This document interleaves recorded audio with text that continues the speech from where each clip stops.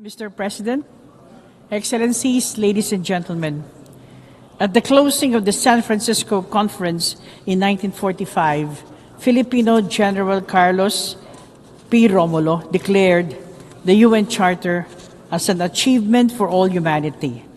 It is an accomplishment, he said, that will embrace and protect us at the same time that it liberates the human spirit. Our faith in the United Nations Charter endures as the international community celebrates the 80th anniversary of the United Nations. United in purpose, we, the 193 member states of the United Nations, are stewards of this office, of this edifice. It counts on our courage to be equal to the task it bestows on us. The United Nations was born in the rubble of war. We embark on a peace that works not only for the powers of that day, but also for all of humanity, for all time. We forge through the Charter a covenant of just and equitable peace. Yet today, we ponder on the triumphs of this shared journey amidst the jolting clamor for peace and humanity under the very circumstances for which the United Nations was conceived. We must end the suffering of millions who live in starvation and fear in Gaza. Ceasefires must hold. Humanitarian access must be restored without restrictions. Children, women, and innocent civilians must be saved from further violence. Healing must begin. The two-state solution is the only viable diplomatic solution for sustainable peace. We must end the conflict in Ukraine. A just peace is only possible with respect for Ukraine's sovereignty, independence, unity, and territorial integrity. We must double down to address humanitarian crises around the world, looking at their roots and investing in durable solutions. We must protect and assist displaced populations in Sudan, Syria, Afghanistan, the Democratic Republic of the Congo, the Sahel region, of the Rohingyas, and in many other parts of the world. This June, the Secretary General reported that over 40,000 cases of violations against children in armed conflict, the highest recorded in 30 years. This is unconscionable. We owe our children peace. Excellencies, distinguished delegates, as UN founders recognized that peace was the antidote to fragility and uncertainty after the war, this time's call on the United Nations, particularly the Security Council, to make bold decisions. We must forge new pathways for international peace and security. This is a challenge that the Philippines is ready to rise up to as we seek a non-permanent seat in the Security Council for the term 2027-2028. We look ahead to the solemn honor of serving this body. The Philippines is committed to contribute to the Security Council in a manner that takes into account the views and concerns of the general UN membership and other principal organs of the United Nations. We recognize the weight of the responsibility of the Security Council. When it acts for the interest of humanity, it is a fulcrum of change, a force for good, and a bastion of hope for populations trapped in hopeless situations. We seek to be part of it to help advance the cause of global peace with the depth of experience earned from our struggles for peace. In the Philippines, we know that beyond stopping hostilities, peace is a just order with individuals flourishing in dignity at its center. The success story of the Bangsamoro Autonomous Region in Muslim Mindanao, or BARM, tells us that peace building, though sometimes arduous and long, endows communities their rightful future. Our vision for global peace finds its home in the 1982 Manila Declaration on the Peaceful Settlement of Disputes. Excellencies, distinguished delegates, the UN Charter binds nations in promoting peace and progress in larger freedom. This drives our quest for global solutions to the transcendent challenges that affect nations. New models are needed to achieve equitable, sustainable, and inclusive development. For decades, the UN development system has aided transformation in many nations, including the Philippines. Amidst current funding shortfalls, we must support reforms to help it deliver value to UN member states in tight accord with national priorities, with less bureaucracy and fragmentation. It is regrettable that politics and the demands of war have cut development financing globally, just as we embark in the last mile of the SDG agenda. This has shifted the focus to the roles of developing and middle-income countries as shapers of development solutions. And why not? Together, we are the fastest-growing economies, the largest consumer markets, and the top sources of human capital. Even as we manage our share of economic vulnerabilities within our borders, developing nations are assuming greater responsibility as agents of transformative and inclusive cooperation. We are actively reshaping the global development agenda in the 21st century. In the Financing for Development conference in Sevilla, we faced the sobering truth that the current financial system is untenable. It is one that has fostered debt burdens and perpetuated power imbalance, a system that mires the poor and favors the wealthy. Structural asymmetries undermine the ability of developing countries, particularly climate-vulnerable ones, to mobilize the scale and quality of finance required for resilient development. Access to finance remains skewed. Climate-vulnerable developing countries face borrowing costs that exceed their projected growth rates. The eligibility criteria for concessional finance is tied to outdated income classifications with no account for risks and vulnerabilities faced by many countries that need such lifelines for sustaining their growth. Reforms are long overdue. Multilateral processes must confront the widening gap between climate ambition and the means of implementation, whether in terms of financial resources, technology transfer, or capacity building.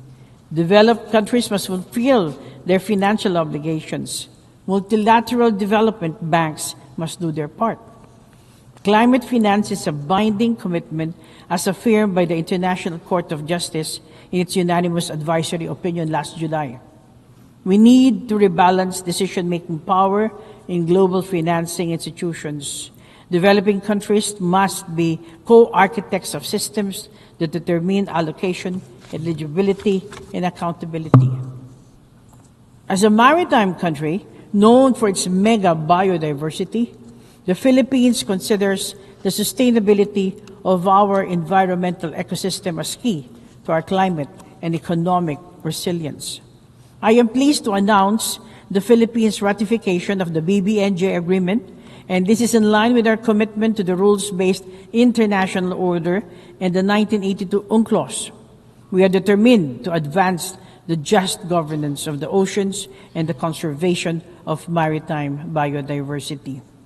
In our reflection on evolving multilateralism to be more fit for purpose, we must consider progress in the way we account for our stewardship of resources. Our economic models must account for the health of our planet. We must measure our success in promoting development in larger freedom in our accountability to every nation and every person of the community. Societies thrive in diversity and inclusion. Ladies and gentlemen, we stand in the midst of a global revolution of people, of economies, and of technologies. Migration straddles these changes. The movement of people across borders sustains growth in countries of origin, transit, and destination alike. Every day, Filipino migrants across the world are a testament to this. They support health systems, advance education, and boost creative economies. The 1.9 million seafarers are the backbone of maritime trade that accounts for 90% of global commerce. The International Conference on Seafarers, Human Rights, Safety, and Well-being held in Manila early this month affirmed that states and stakeholders are ready to do more for them. As migrants link our nations, their rights and dignity should be a gathering point, not a fault line for governments. Technology is the other defining force of our age, a connector, an enabler, an equalizer.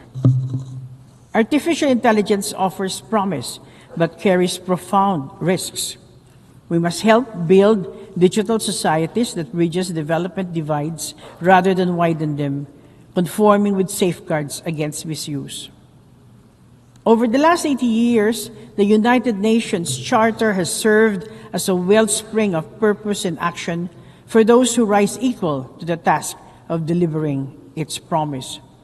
There is no alternative to the United Nations. There is no good global order other than one based on international law and the principle of the sovereign equality of states. A rules-based order is indispensable. To maritime nations such as the Philippines, international law, particularly the 1982 Law of the Sea, is fundamental to our future. While our government vessels and fisher folk continue to be harassed in our own waters, and as we remain on the receiving end of illegal, coercive, aggressive, and dangerous actions in the South China Sea, we abide by the UNCLOS as reinforced by the binding 2016 Arbitral Award on the South China Sea. We are committed to diplomacy and other peaceful means to settle disputes. At the birth of the UN, the Philippines actively helped in framing the foundational principle of the Universal Declaration of Human Rights, which states that all human beings are born free and equal in dignity and rights. The early decades of the UN saw the spirited engagement of Filipino diplomats against colonization and apartheid and economic inequality. We have steadfastly strived for justice. For its cause, we have helped manage the front lines of climate diplomacy, from the drafting of the Climate Change Convention itself to the Kyoto Protocol and the Paris Agreement. We have engaged with the fire of a nation familiar with the brunt of devastation, of disasters and extreme weather events. We know the urgency of global action. Justice and equity was our guidepost during the crafting of the WHO Pandemic Agreement. The adoption of this treaty last May was a sweet spot in the Philippines' presidency of the World Health Assembly. Our pledge to peace is unwavering. The Philippines was among the first to respond to the UN call for assistance in the Korean War. A decade later, Philippine troops flew halfway across the globe to aid in peacekeeping operations in the Congo. Since then, we have sent nearly 15,000 troops to 21 peacekeeping missions in Africa, Middle East, and the Asia Pacific. This experience has taught us that peacekeeping is about empowering communities. It must carve exit strategies with focused, non-politicized mandates from the Security Council. New models must be tailored to context and needs on the ground. Then as now, we embrace our role as a bridge builder. As General Carlos P. Romulo put it in 1946, a bridge between two worlds, among the first of many that must be erected to make them one. Then as now, we offer steady hands in New York, Geneva, Vienna, Bangkok, Nairobi, Rome, and the cradles of joint action as a partner, pathfinder, and peacemaker. Excellencies, distinguished delegates, our world is far different from the world inhabited by the founders of the UN. Our new realities test the durability of the Charter at its 80th year. The measure of credibility for the UN is whether it can hold its sovereign promise in today's world, where nations shape the future on equal terms. As I conclude, I recall again General Romulo's words at the first UN General Assembly in 1946 that the Filipino stake in the United Nations is one of an identical destiny, of shared anxiety, of hope and endeavor. The journey of the entire family of the United Nations has been one of hope and endeavor. In the strength of our diversity, the UN is the common vessel steering humanity through the onslaught of challenge and change. We count on each other for the courage to hope and courage to act. Let us persevere in purpose, in action, as the United Nations, so we can claim before those who came before us and those coming after that we have risen to the challenges of our time and have far exceeded our calling. Thank you and mabuhay.